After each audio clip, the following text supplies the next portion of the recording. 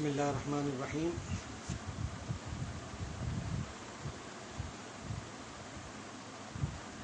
ہم یہ پڑھ رہے تھے کہ مفسر کو کن کن علوم میں مہارت ہونا ضروری ہے جن کے ذریعے وہ تفسیر قرآن کر سکتا ہے۔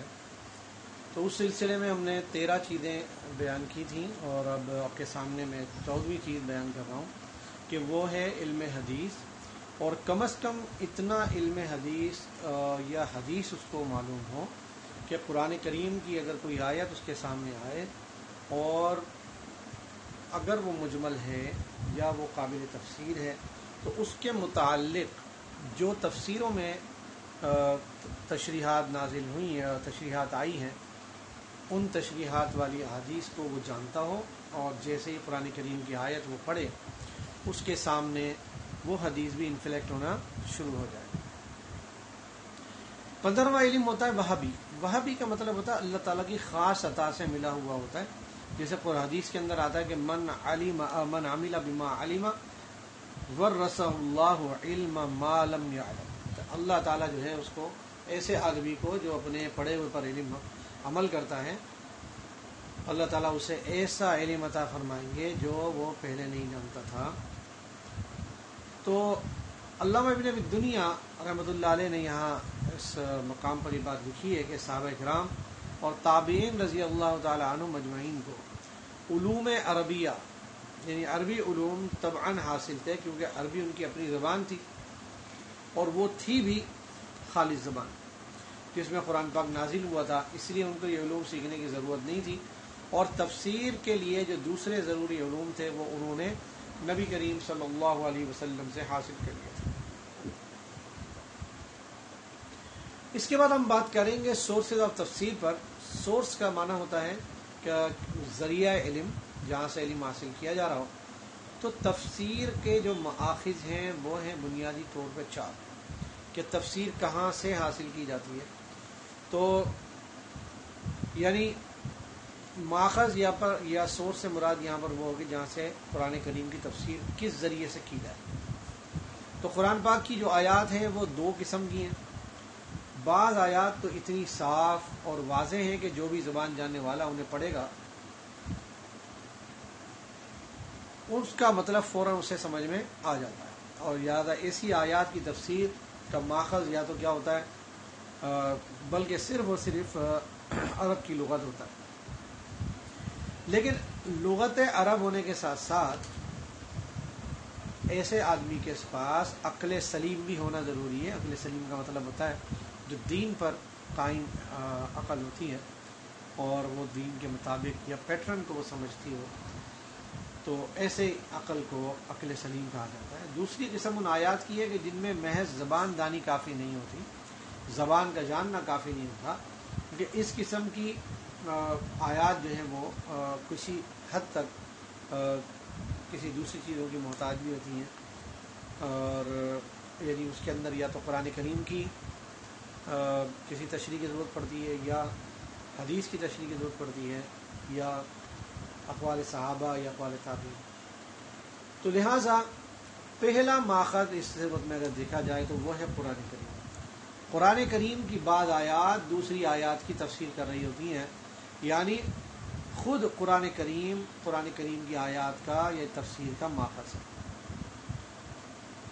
کیونکہ ایک جگہ بات میں اگر ابہام آ جائے تو دوسری جگہ اللہ تعالیٰ آیات کے اندر اسے دور فرما دیتے ہیں، جیسے سورہ فاتحہ میں ارشاد ہے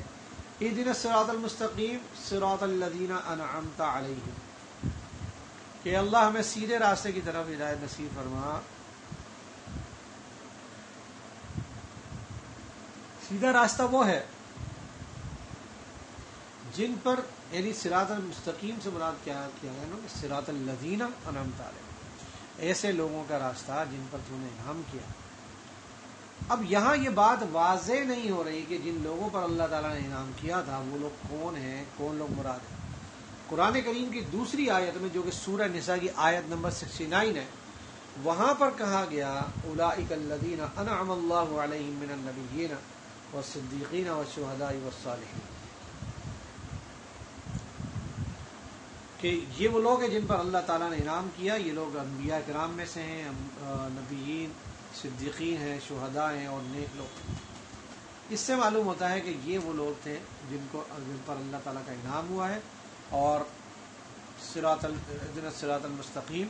صراط الذین انعمت علیہم میں جو دعا کی گئی ہے وہ انہی حضرات کے راستے پر چلنے کی دعا کی گئی ہے۔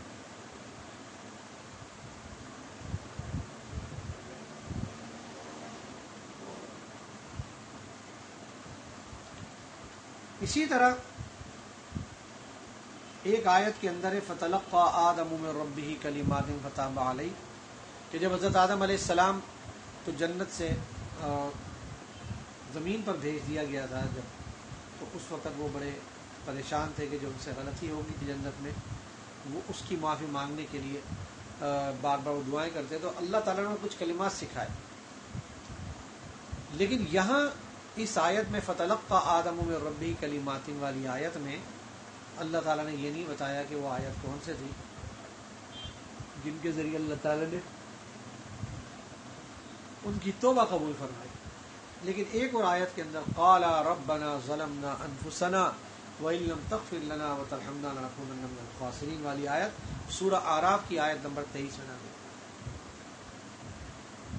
چنانچہ جو ہے وہ قرآن کریم خود بھی جو ہے اپنے دوسری آیات کی تشریح کر رہا ہوتا ہے، لہذا اس میں کئی صورتیں ہیں کہ تفسیر قرآن بالقرآن کیسے ہوتی ہے۔ تو ایک شکل تفسیر قرآن بالقرآن کی یہ بھی ہے کہ ایک قرات میں اگر ابہام ہو تو دوسری قرات اس کی تعیین کر دے، اور فَاغْسِلُوا وُجُوهَكُمْ وَأَيْدِيَكُمْ إِلَى الْمَرَافِقِ فَامْسَحُوا بِوُجُوهِكُمْ، تو یہاں پر اصل میں لفظ ارجلکم اور ارجلکم، یہاں پر ارجلکم اور ارجلکم پڑھنے میں اختلاف ہے، ایک قرات کے مطابق ارجلکم ہے، دوسری قرات کے مطابق ارجلکم ہے۔ تو اگر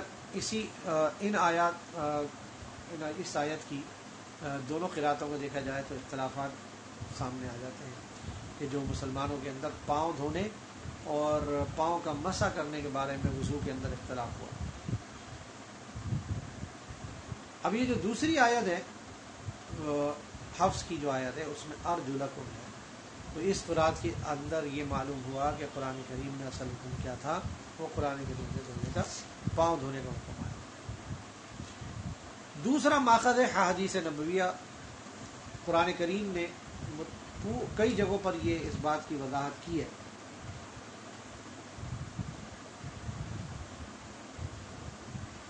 کہ رسول اللہ صلی اللہ علیہ وسلم کے فرائض منصبی میں ایک یہ بھی شامل تھا کہ وہ قرآن کریم کو ایکسپلین کریں گے اور قرآن کریم کی تعلیم بھی دیں گے۔ جیسے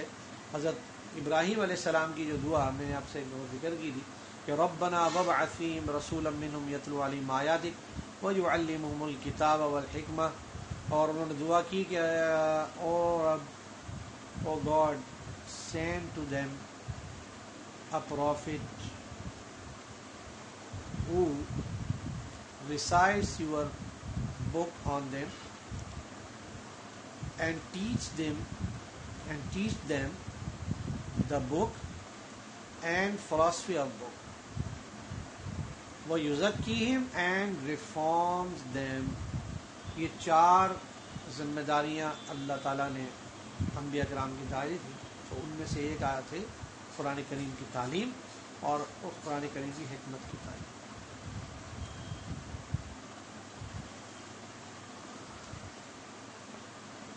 اس لیے قرآن کریم کی جو تعلیمات ہیں، مثلا عقائد ہیں، احکامات ہیں، عبادات، معاملات، خصومات، جنایات ہیں، حدود کے مسائل ہیں، قصاص کے، سیر و غزوات کے مسائل ہیں، اسی طرح اعمال صالحہ، اخلاق فاضلہ، تدبیر منزل و تدبیر مملکت، ان تمام کے کلامی، فقہی، اخلاقی، معاشی، عمرانی اور سیاسی موضوعات اور ابواب پر اس قرآن کریم کے احکامات مشتمل ہیں۔ تو بعض موضوعات پر تفصیلاً اور بعض پر اجمالاً اور بعض پر اشارتاً، تو قرآن کریم نے اس طرح ذکر ضرور کیا ہے، لیکن اس کی جو تشریح آئی ہے وہ اللہ کے رسول صلی اللہ علیہ وسلم نے۔ اب جیسے ہم قرآن کریم کی قرآن کریم میں جتنی بھی نماز کی آیتیں ہم سامنے رکھ لیں، لیکن ہمیں وہاں نماز کا طریقہ نہیں پتہ چلتا جب تک رسول اللہ صلی اللہ علیہ وسلم کی عملی جو تبیین تھی، جو قولی تبیین ہے قرآن کریم نماز کے بارے میں، جب تک وہ ہمیں پتہ نہیں چلے گی ہمیں یہ معلومات نہیں ہو سکتی۔ تیسرا جو ماخذ ہے وہ ہے، اب اس کی بڑی تفصیل ہے، آیات میں، قرآن کریم میں، احادیث میں کس طریقے سے آیا ہے، کس طریقے سے احادیث کی، قرآن کریم کی آیات کی احادیث تشریح کرتی ہیں، بڑی لمبی تفصیل ہے، اس کو آپ لوگ ضرور کتاب کے اندر اسٹڈی کریں۔ تیسرا ماخذ ہے اقوال صحابہ، یعنی رسول اللہ صلی اللہ علیہ وسلم سے براہ راست قرآن پاک کی تعلیم اور تفسیر سیکھنے والے تو صحابہ کرام تھے، اور ان میں سے بعض نے اپنی پوری زندگیاں اسی کام کے لیے وقف کی ہوئی تھی کہ وہ عملاً قرآن کریم کی تعلیم میں اور تعلم میں لگے رہے، اسی طرح ٹیچنگ میں بھی لگے رہے۔ تو یہ لوگ، یہ حضرات جتنے بھی تھے یہ اہل زبان بھی تھے اور نزول قرآن کے ماحول سے پوری طرح باخبر بھی تھے، لیکن اس کے باوجود انہوں نے اللہ تعالیٰ کے رسول صلی اللہ علیہ وسلم سے قرآن کریم سیکھا۔ اب جو قرآن کریم جن صحابہ کرام نے سیکھا ان میں حضرت عثمان، عبداللہ بن مسعود وغیرہ تھے، انہوں نے یہ بتایا کہ جب آپ صلی اللہ علیہ وسلم سے ہم 10 آیات سیکھ لیتے تو اس کے بعد نبی صلی اللہ علیہ وسلم اگلی 10 آیات کی ہمیں تعلیم دیتے، اور ان 10 آیات کو سے آگے اس وقت تک نہیں بڑھا جاتا تھا جب تک کہ ان تمام آیاتوں کے بارے میں ساری کی ساری فکری اور عملی جتنی بھی باتیں اس کے متعلق ہوتی ان کا علم جب تک حاصل نہیں کر لیتے تھے حضور صلی اللہ علیہ وسلم سے آگے نہیں بڑھتے۔ اسی لیے مسند احمد میں کہ حضرت انس رضی اللہ تعالی عنہ یہ فرمایا کرتے تھے کہ کان الرجل اذا قرأ البقرہ وآل عمران جد فی اعیننا، کہ جب کوئی آدمی سورہ بقرہ اور آل عمران کی تعلیم مکمل کر لیتا تھا تو ہماری نظروں میں اس کی اہمیت بڑھ جاتی۔ اسی طرح موطا امام مالک میں لکھا ہے کہ اقام ابن عمر علی حفظ البقرہ ثمانیہ سنین، کہ ابن عمر رضی اللہ تعالیٰ عنہ نے سورہ بقرہ کو جو ہے پڑھنے میں، اس کا علم حاصل کرنے میں 8 سال لگا دیا۔ اب ان حضرات نے جب صحابہ کرام نے آگے سکھایا اپنے بڑے بڑے مشہور ان کے اندر علماء نکلے ان لوگوں میں تابعین کے اندر، تو لیکن یہ کہ صحابہ کرام ایسے لوگ تھے جنہوں نے اتنا علم حاصل کیا اور اس وجہ سے تو ان کے اقوال یقینی طور پہ کہ نبی کریم صلی اللہ علیہ وسلم سے سیکھی ہوئی بات ہے، اس لیے اقوال صحابہ تیسرا ماخذ قرار پاتے ہیں کس کا؟ سورسز آف تفسیر قرآن کا۔ چوتھا ماخذ جو ہے وہ تابعین کے اقوال ہیں، یہ وہ تابعین ہیں جنہوں نے صحابہ کرام سے قرآن کریم کو سیکھا ہو، تو یعنی اگر کوئی تفسیر کسی صحابی سے نقل کی جا رہی ہے تو اس کا حکم وہی ہوتا ہے جو صحابہ کرام کی تفسیر کا ہے، کہ اگر خود کوئی اپنا قول بیان کرتا ہے تو یا تو یہ صحابی سے ہی نقل کر رہا ہوگا، ظاہر سی بات ہے، یا رسول صلی اللہ علیہ وسلم سے نقل کر رہا ہوگا۔ چھوٹے صحابی ہیں تو انہوں نے یقیناً بڑے صحابہ سے پہلے سیکھا، لیکن اگر کسی تابعی کا قول نقل کیا جا رہا ہو تو یہ دیکھا جائے گا کہ یہ کسی اور تابعی کے قول کے خلاف تو نہیں ہے۔ اگر قول کسی اور تابعی کے قول کے خلاف ہوتا ہے تو اس وقت یہ حجت قرار نہیں پاتا، تو لہذا پھر اس کے بعد آیت تفسیر کے لیے قرآن کریم، لغت عرب، احادیث نبویہ، آثار صحابہ اور دیگر دلائل شریعہ پر غور کر کر حکم حاصل کیا جاتا ہے۔ تابعین کے درمیان اگر اختلاف نہ ہو تو اس صورت میں بلا شبہ ان کی تفسیر حجت ہوتی ہے اور واجب الاتباع ہوتی ہے۔ تو یہ ہے سورسز آف تفسیر، اور اس کے بعد ہم اور مزید تفصیل انشاءاللہ تعالی بیان کریں گے اللہ نے چاہا تو، جب تک یہ کہ اگلی کلاس میں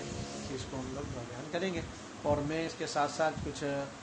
سورسز آف تفسیر کے حوالے سے آپ لوگوں کو کچھ میٹر